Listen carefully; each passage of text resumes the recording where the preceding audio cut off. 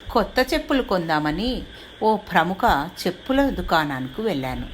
షాప్లోని salesmen నాకు రకరకాల కొత్త చెప్పులు చూపిస్తున్నాడు. కానీ సైజు కరెక్ట్ ఉంటే చెప్పులు నచ్చడం లేదు, నచ్చిన చెప్పులు సైజు సరిపోవడం లేదు. అయినా పాపం సేల్స్మెన్ ఓపిగ్గా ఇంకా కొత్త కొత్త రకాలు తీసుకొచ్చి చూపిస్తున్నాడు.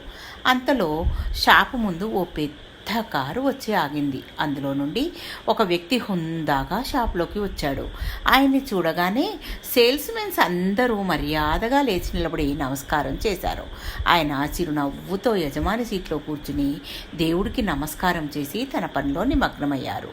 మీ యజమానా అని సేల్స్మెన్ అడిగాను. అవును సార్, ఆయన మా యజమాని. ఇలాంటి షాపులు ఆయనకు ఓ 10 వరకు ఉంటాయి. చాలా మంచి మనిషి అండి అని ఓ కొత్త రకం చెప్పుల జత చూపించాడు. ఆ చెప్పుల జత చూసేసరికి నాకు తెలియకుండానే నా పెదాల మీద చిరునవ్వు వచ్చేసింది. కానీ సైజే కాస్త అటు ఇటుగా ఉన్నట్టుంది. చెప్పుల జత నాకు నచ్చిన విషయం సేల్స్మెన్ కనిపెట్టినట్టున్నాడు. ఎలాగైనా నాతో ఆ చెప్పుల జత కొనిపించేయాలని తెగ ఆరాట పడుతున్నాడు. కాస్త బిగుతుగా ఉన్నట్టున్నాయి కదా అంటే, అబ్బే అదేం లేదు సార్, మీ కరెక్ట్ సైజే అంటూ బలవంత పెట్టడం మొదలుపెట్టేసాగాడు. ఇదంతా గమనిస్తున్న షాపు యజమాని లేచి వచ్చి నా ముందు కింద కూర్చుని, సార్ మీ పాదం ఈ చెప్పులో పెట్టండి అని నా పాదంను తన చేతిలో తీసుకుని చెప్పును తొడిగాడు.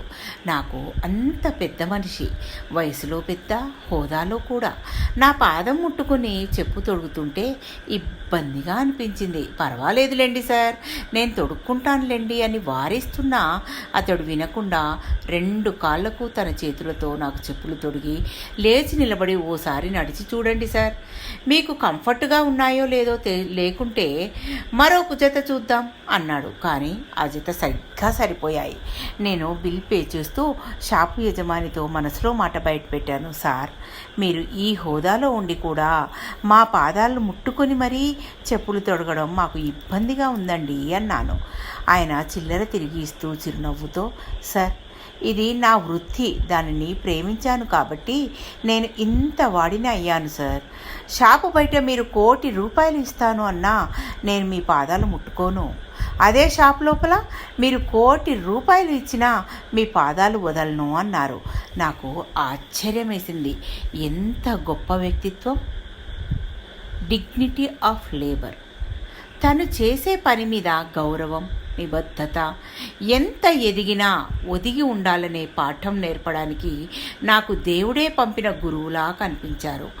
మనం చేసే పని చిన్నదా పెద్దదా అన్నది కాదు సమస్య, న్యాయబద్ధమైందా కాదా అని చూడాలి. న్యాయబద్ధమైనదైతే చేసే పని చిన్న పని అయినా సిగ్గుపడకూడదు. ఎప్పుడూ మనం చేసే పనిని కానీ ఉద్యోగాన్ని కానీ తిట్టరాదు. Thank you. మీ పద్మజ.